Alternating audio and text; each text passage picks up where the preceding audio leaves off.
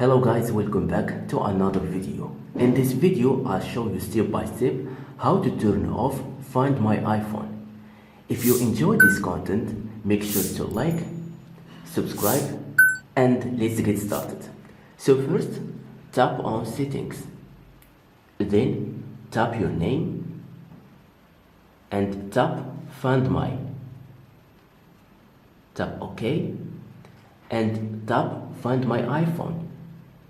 Then switch off Find My iPhone like this, and now write your password of your Apple ID.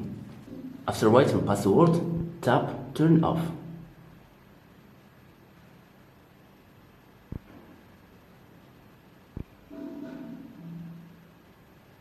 Now Find My iPhone has been turned off.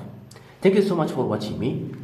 If you found this video helpful, please give a thumbs up and don't forget to subscribe, and see you to the next video.